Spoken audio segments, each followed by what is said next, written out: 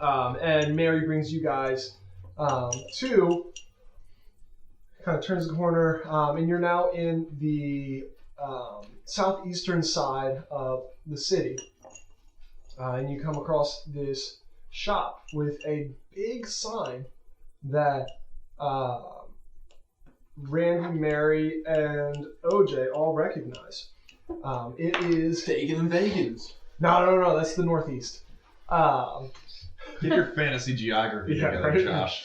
No, this is the storefront of Copper Schlong. Hey, that was the first guy we met. He was the one we didn't steal from, right? Yes. He's the one. And The Tigers. ding ding! As Mary opens the door, a little bell chimes. Walks in here. Welcome to... Busty, come on out, please. Yeah, what do you want, Copper? And you see this big, grizzled veteran of a soldier, big man walk out of the back. Just huge arms, gray hair, like kind of like a 5 o'clock shadow of just a perpetual, manly stubble. You're, oh, are these guys again? I look like Bill Clinton. He's looking at Mary and OJ.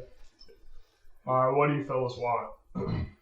And this is Busty Owens, the guard of Copper Schlong that you guys have met on the road. Were your Turd and Birthright I there? remember Copper Schlong. Okay. Yeah. I don't think I was You've never met him. Yeah, you were. there. OJ was there. That was Very early. so he was the merchant that we were like escorting. No, we were escorting Archibald. Yep. Yeah, and we saw this guy on the road and we tried to loot him.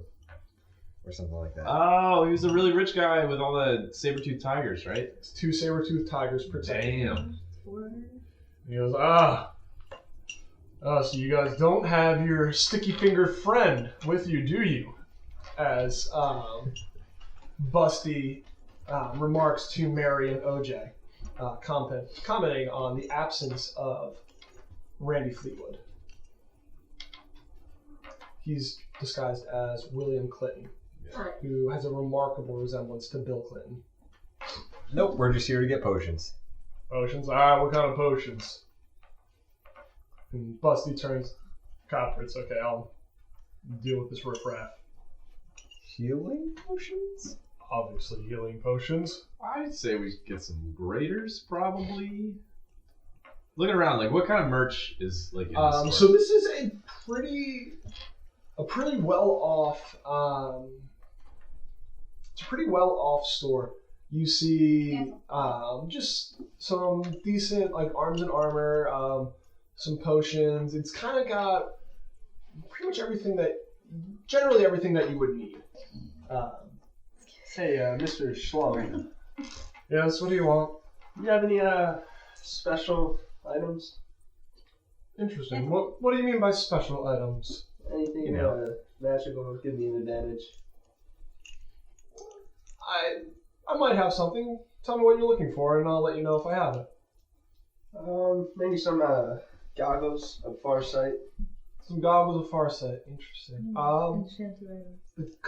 So we're in the market for enchanted items. All right, so you guys walk in. I'll just lay out what you see. It's a storefront similarly shaped to Dagan and Vegans. You get the idea that most stores have this same type of layout. It's just kind of the basic like structure that is in this city, with a counter at the front, but then Dagan and Vegans, they had a little center like double door thing to pass through the counter. This is on either sides, and tables all around the edges with 2 big windows at the display windows at the front, shelves and like bookshelves lining the sides. You see a bunch of different books. You see a few like garments and all that.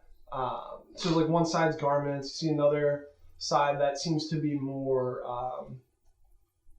so same size of garments but closer to the back of the shop is more like leather armor, like boots, more hardy like gear. Still garments, still things you wear, but it's more in the realm of gear. Then on the display cases in the front, that's where you notice there are some daggers, a few swords. And you feel that Copper Schlong is a merchant. He doesn't make any of this stuff. He doesn't do any of it, but he knows people in the city. He knows people from around. He buys and sells, just tries to turn a profit from all that. And Copper goes, Busty, I think we got off on the wrong foot with these people. You can, I'll deal with this exchange. You can just have a seat. Thank you. Thank you for what you've done. You got it, boss. And Busty sits down, just kind of on the chair, pulls out a little knife and just a small little wooden statue, just kind of like whittling away, absolutely minding, but every now and then just glancing up and looking at you guys. And Copper, he reaches under this front display case and pulls out a big book, sets it down. He's like, all right, so what are you guys looking for?